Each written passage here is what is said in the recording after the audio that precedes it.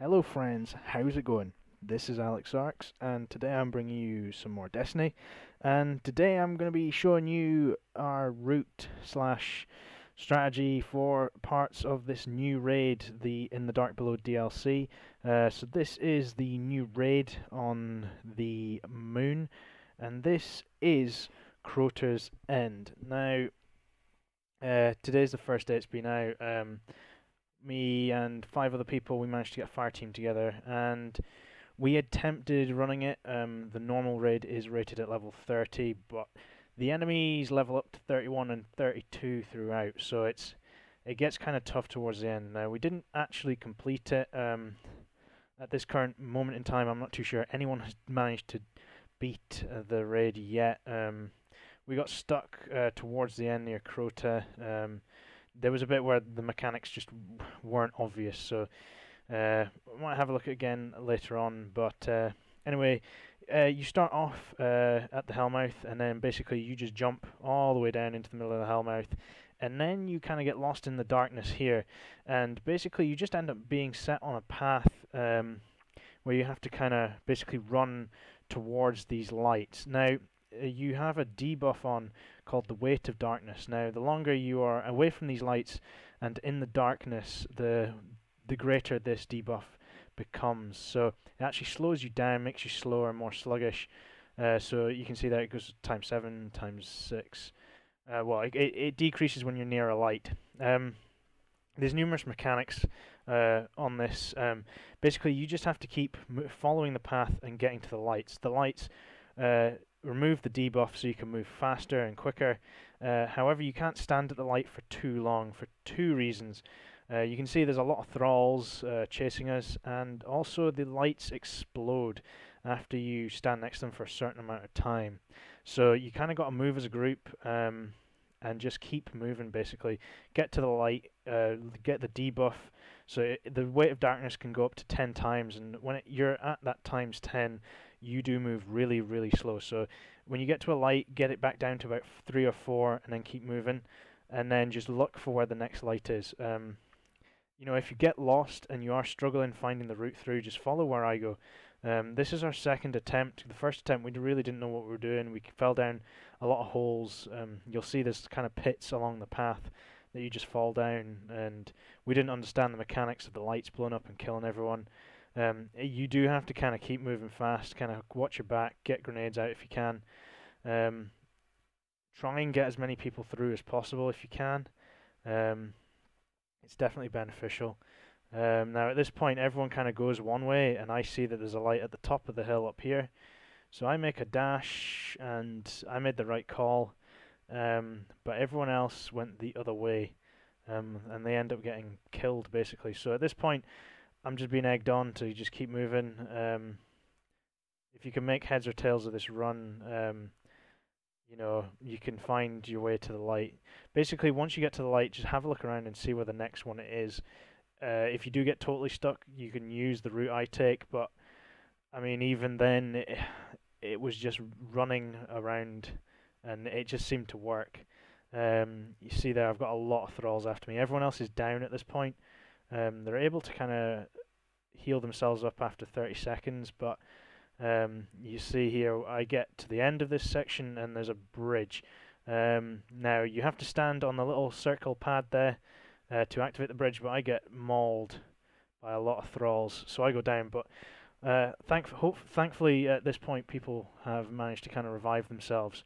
So you know, if people do get downed and you can survive without totally wiping, people can come back from the dead and they can make their way through the darkness. Now, as long as you clear as many thralls as possible, or if you get to that bridge point there where I died, sorry, I'm kind of looking at my guns. You can actually there's no thralls to really attack you, so you can respawn. You'll have the Weight of the Darkness times 10. All the lights will be busted, but you can make it up to the bridge and revive everyone along the way. So really all you need is one person to actually reach the bridge first and foremost. It's not a checkpoint, but as long as you don't wipe, you kind of despawn most of the thralls in the areas before. the bridge. That was our experience anyway.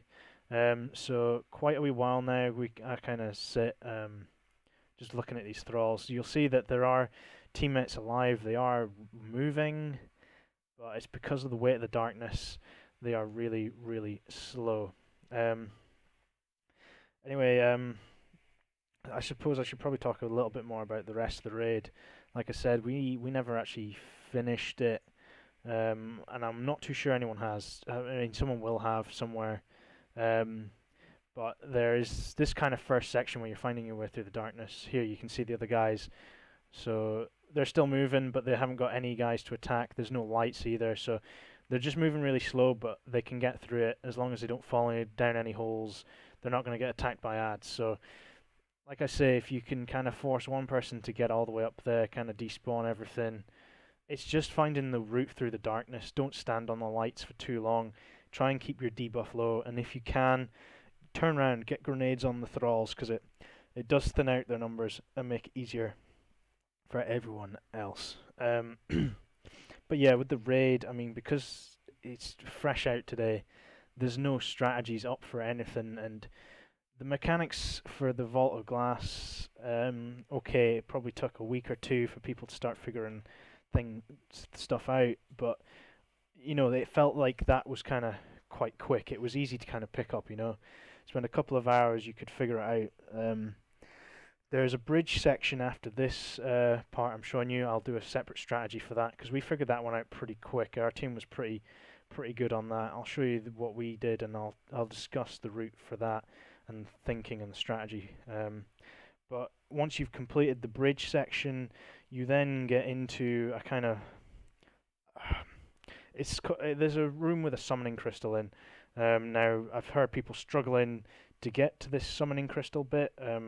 I could probably do a video showing the strategy that we came up for that as well.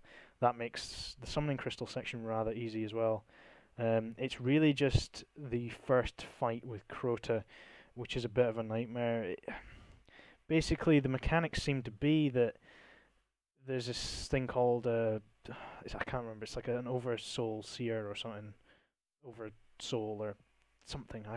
Sorry, I'm just making up names and stuff. It'll be in a video somewhere that I do, but basically, Crota has this kind of aura about him where in the boss fight you don't have any health regen, and if one person goes down in the fight, this overseer soul thing appears behind Crota, and you've got about 5-10 seconds to destroy this thing, or it wipes out everyone, like a not like an kind of like an oracle or a gorgon from the Gorgon maze in the Vault of Glass.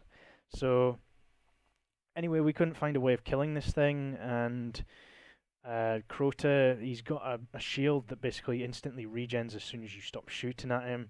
You do get a sword in there, but it's a bit duff.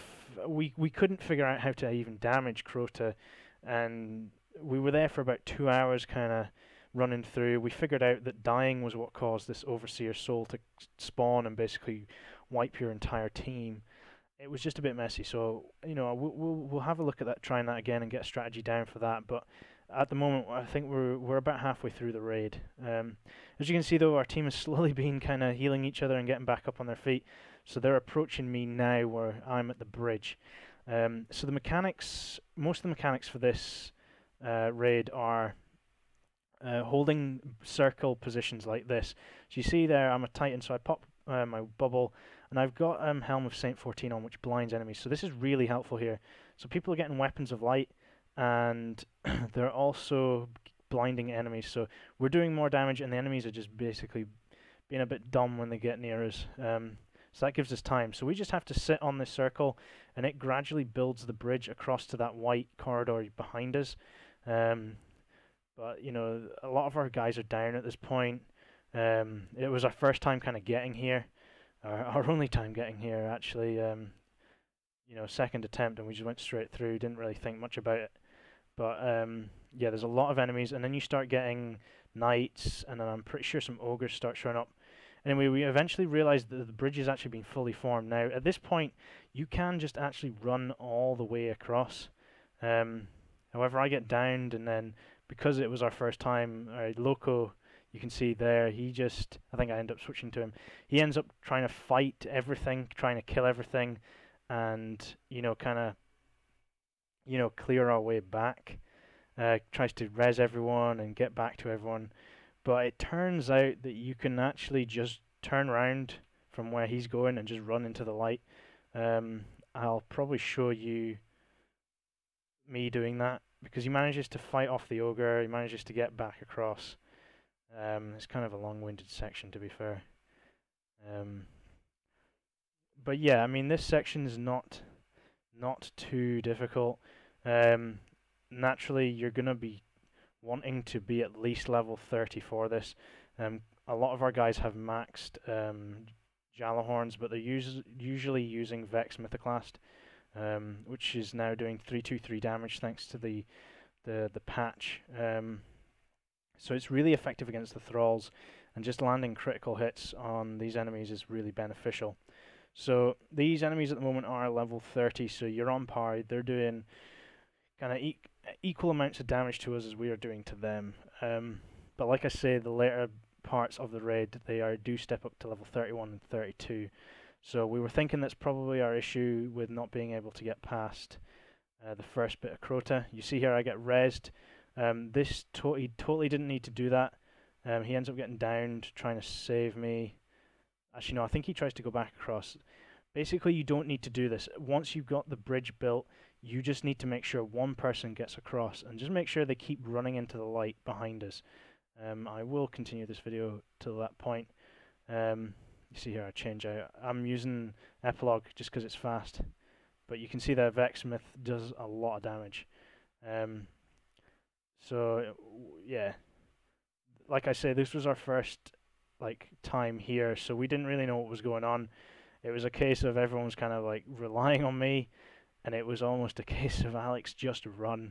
So I run towards the light, and thankfully you only need one person to get through to hit the checkpoint and get the drops from this section.